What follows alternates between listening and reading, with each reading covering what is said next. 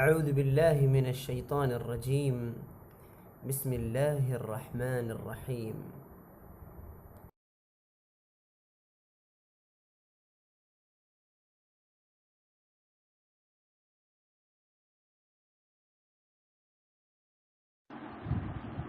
بسم اللہ توکلت علی اللہ لا حول ولا قوة الا باللہ.